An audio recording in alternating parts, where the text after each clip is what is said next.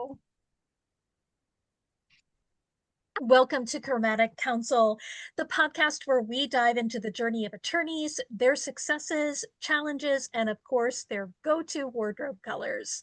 I am your host, Carrie Heaps, and as a color and body language contributor, I help attorneys make powerful first impressions, build confidence, and master the art of nonverbal communication. And speaking of nonverbal communication, have you ever wondered what your body language says in the courtroom, in mediation, or even at a networking function? That's exactly what I teach in the Bodies Don't Lie bootcamp for attorneys. If you are interested in learning more, please click on the link in the show notes below. Now let's go ahead and jump into today's conversation. I have an amazing guest lined up today. I have Josiah Young, who is joining us. He is an attorney. He's an active member of both the California and New York bars. That's I'm in right. Florida with over a decade of experience. Josiah is dedicated to solving his clients' problems by providing quality legal representation in contract and business matters. Clients rely on Josiah for support with business formation, business transactions, trademark registration, and complex litigation to resolve disputes and safeguard their best interest. He's passionate about sharing his knowledge and promoting justice. He also educates and entertains as the brother-in-law on YouTube, an amazing show. Josiah holds a Juris Doctorate degree from American University Washington College of Law, where he served as president of the Black Law Students Association and a bachelor's degree in business from Morehouse College. Josiah, welcome to the show. Gary, thank you so much for having me. I'm really happy to be here with you. Well, I'm very excited to have you on, and I just want to let everybody know too.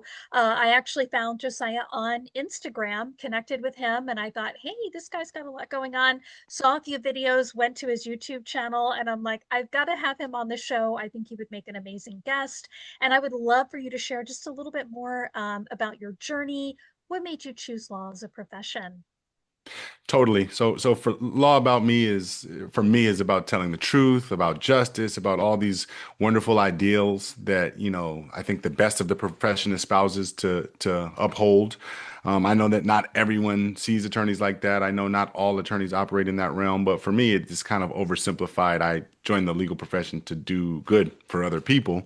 But that's also part of my background. My mom is an attorney and has been for my whole life. She was associate general counsel at an association, amongst wearing other hats. She was formerly a litigator for many years. And so she trained me to think like a lawyer. So when I was coming home and trying to tell little kid white lies and stuff, she was always cross-examining me to the max. And I learned very quickly how I had to carry myself, how I had to answer questions, because if it doesn't make sense, I'm going to get exposed on it. And so that was part of it. I also became a lawyer because I always had aspirations to be an entrepreneur.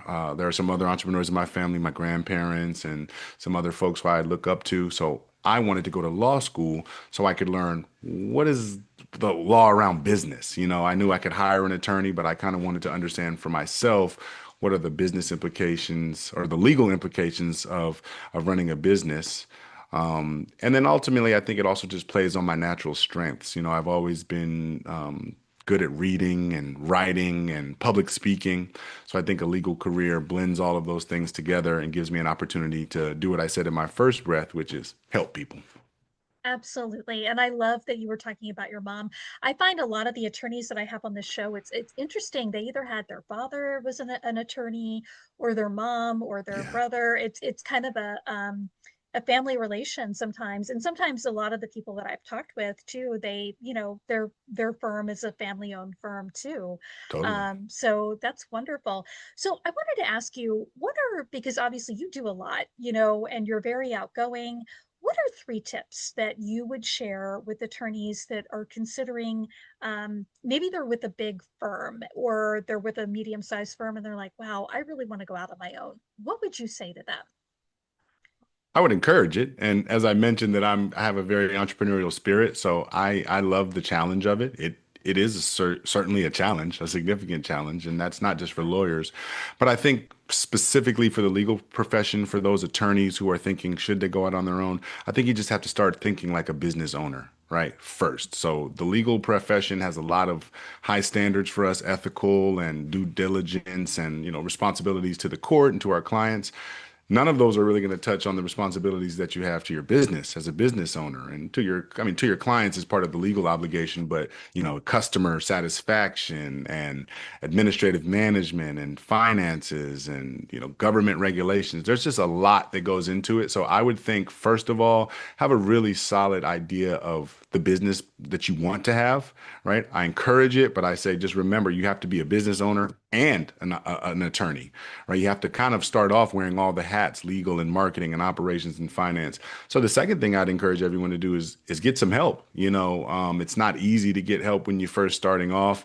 I mean, the first person that helped me was my wife, right? When I decided to go out on my own, and she was helping me pay the bills until we couldn't pay the bills, and she's helping me, at the back end send out my bills to my clients. So doing some administrative work. So you're going to need a support system some way or another. My business has grown and morphed, and now I have attorneys and a bunch of support staff who help me. So I think delegation is also important. You mentioned I'm outgoing, and I appreciate that, but I assign people to help me be outgoing, and contact people and move things forward. And it's all at my direction. And I think you have to also be willing to take extreme accountability. You have to be able to take the good and the bad. It's kind of is your fault. And, it doesn't work for me to tell my clients or people I'm coming across like, oh, that was my staff. They messed it up. None of the buck will stop with the owner, the founder, the partner or the partners. And that's a good that there's a lot of responsibility that comes with that, but it's also a freeing thing. It's like, hey, you have to really grab the bull by the horns. You have to take charge in things, and you have to do what's best for your business, for your clients, for yourself, for your family. So, a lot goes into what I just said, but ultimately think like a business, just not like a legal practitioner. Make sure that you're delegating, make sure that you're building a team as you're going along or finding a way to find people to support you, whether that's in-office staff. I use a lot of virtual assistants. So there's a lot of ways that you can get help at the level that you're at. And, ultimately just understanding that being a great lawyer doesn't mean that you have a great business and vice versa, right? You could have an amazing business. You could generate 1,000 leads and have all your phone ringing and all these clients signing up. And if you can't deliver on it, then that's going to cause a problem for you as an attorney. So just balancing those factors at all times.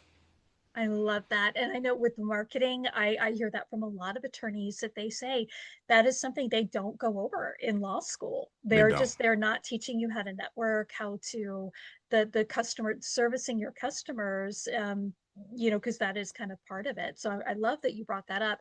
And even on the marketing side, because you have a YouTube channel, and I'm going to put Yes. a link in the show notes because I want Thank people you. to check it out and subscribe. You've got some great content on there. What prompted you to do that? Was it just kind of like, hey, I need another channel or to get leads in, or just you felt it would be fun? Great question. I think all of the above. It's all of those things working together. And so, I am the kind of person who enjoys creating content. I'm the kind of person who enjoys speaking. I'm the kind of person who likes that. So I think that's a feather in my cap.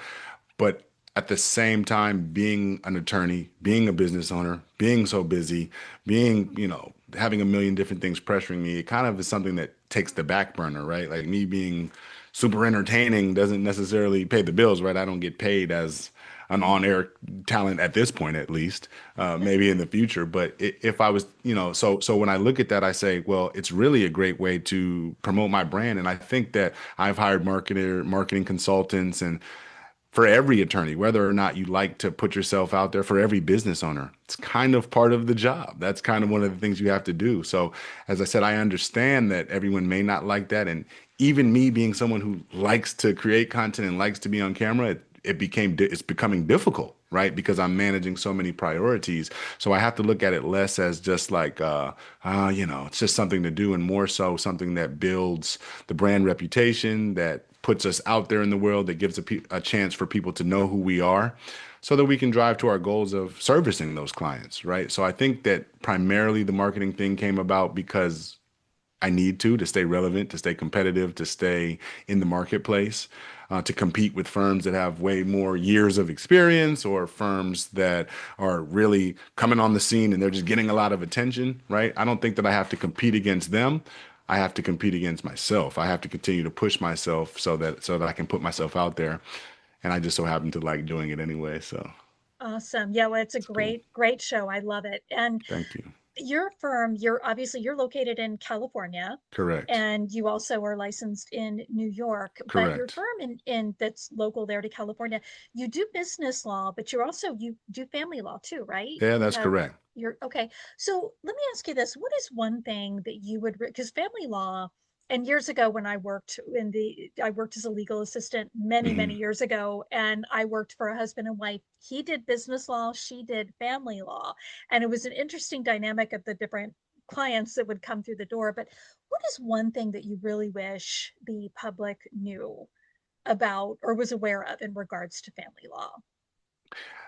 I think that they should realize that the court is, in relation to family law, the court is not the enemy, and it's also not a therapist. It's not the place where you're going to get your grievances aired out, where you're going to get a better way to deal with the other parent, or you're going to make them start being responsible. That's not the way that the court does it. And so, if you can resolve family issues without court, I think that's ideal, right? A family is already structured to govern itself. If you're having a dispute, that means that there's going to be difficulty in governing it. But if you can negotiate in every court case I've ever been in, and that's a lot, and there's multiple areas of law that I've been in, the court always wants to see if the parties can resolve it, right? At the end of the day, they're going to adjudicate it to resolve it. So the resolution is coming. So the quicker you can try to get to the resolution with the other parent or the ex-spouse or whatever it is, I think that's going to benefit you, instead of spending the money with the attorneys and going to court, the time it can drag for years, the emotional heartache, arguing back and forth. But on the same token, the balance to that is if court becomes necessary, it can provide some really good protection and structure and, resolution to the issues. So I think what I want people to understand about family law is it's a really good tool to help you protect rights and interests of all the people involved in the family, but it's also not the solution for emotional healing. I tell my clients all the time, I am here for you. And I could tell a little bit about why I got into family law, but when I speak to my clients, I'm effectively telling them I can help you with the legal stuff, and I can empathize completely with the emotional stuff. But I'm a counselor of law, not a therapist counselor. So the emotional stuff is still stuff that you have to deal with. And just to add, like, 5 seconds on why I chose family law and why I do business in family. Number one, it's a true representation of myself. Those are like my things. I focus on my business all day. And then I come home to my family, and I mix both of those things in at all times. So I think that that's the perfect blend for me because those are subjects that I'm passionate about. I went to school for business. I took mostly business and transactional courses in law school. I spent most of my early law career kind of focusing on business law. Unfortunately, I went through a divorce and, went through all of that mess myself.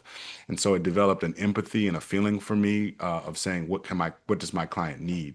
So the way I look at family law as a practitioner is I can provide a firm and a place where people can come and get support that is, I mean, it's basically based on my brand, right? It's based on integrity. It's based on doing our best. It's based on trying to resolve issues for the family. But I have a personal understanding of what I needed in that moment. And so I try to give that to other people through my business. Yeah.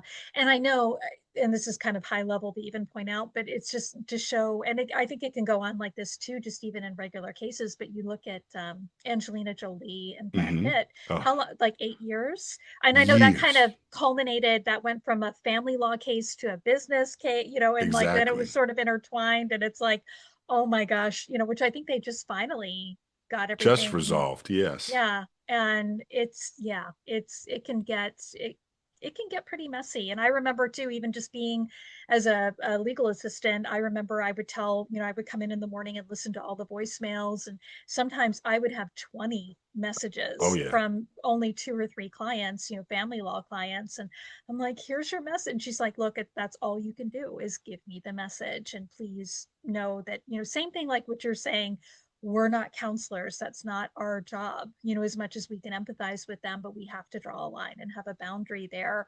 So Totally. yeah. So let me ask you this, with your law firm, what are some good, what if somebody's listening and they're in California, like what are situations that people or businesses in that make them the ideal referral for your firm, from a business perspective? Oh, that's a really great question. I mean, from a business perspective, it's twofold. Number one, on the advisory side, like if you want to know about business, I know it from multiple levels, right? I know it because I took a lot of business classes in undergrad. I know it because I took a lot of business law classes in law school.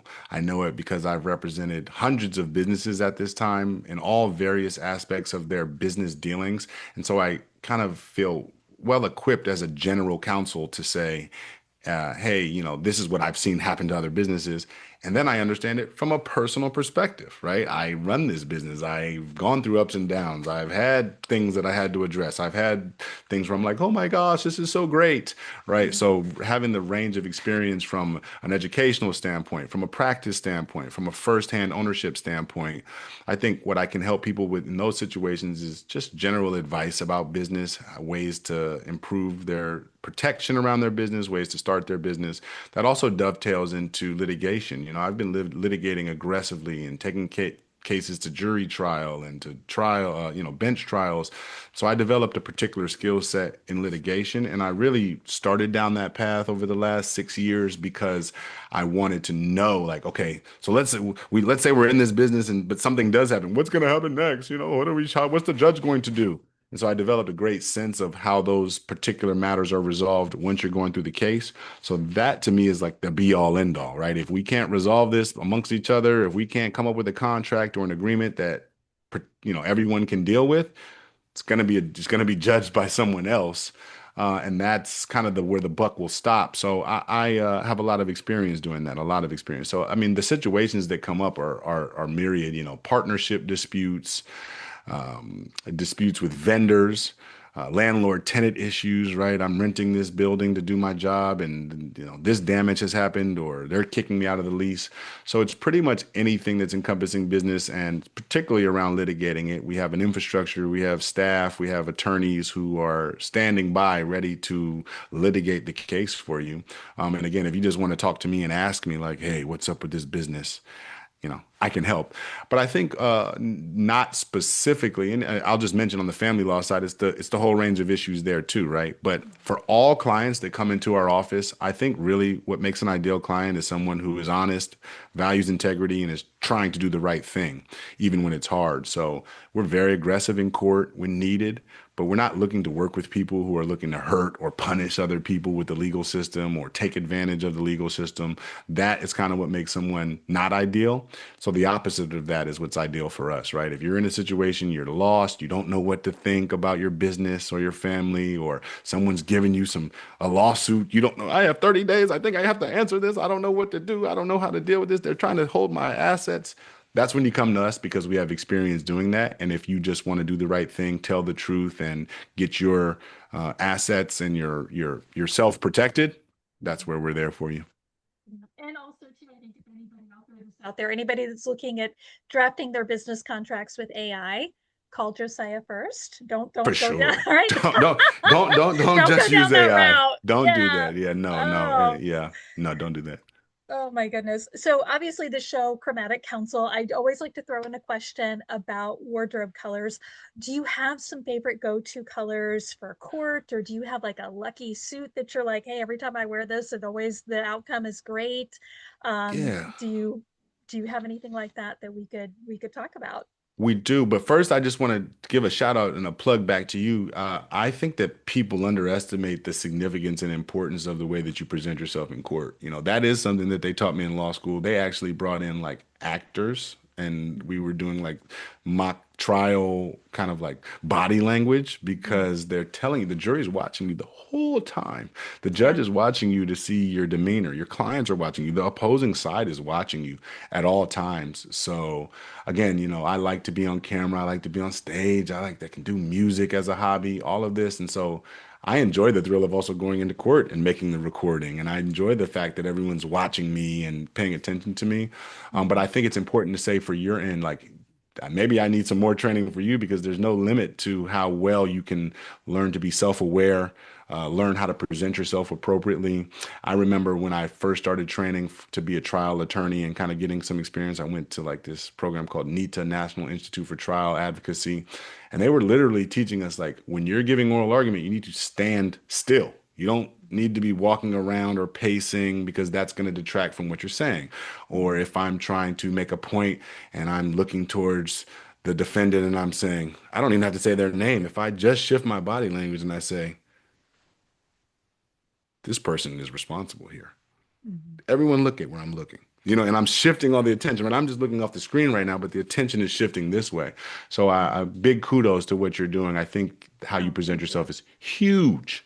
But in terms of my wardrobe, for me, I think it's like more like in me than on me. That's the way we phrase it. So I also enjoy getting dressed up and I love my wardrobe and usually my suits are customized because I'm like a really tall guy, 6'6". So I have a whole bunch of different like colored suits and stuff that you know, I enjoy wearing. I love the three piece, right? I always got a three piece vest on. So that's probably my most signature, right? Is throwing the three piece on. But honestly, I think it's kind of like me when I walk in. So, what color? I don't know. Maybe my brown skin influences how I present myself.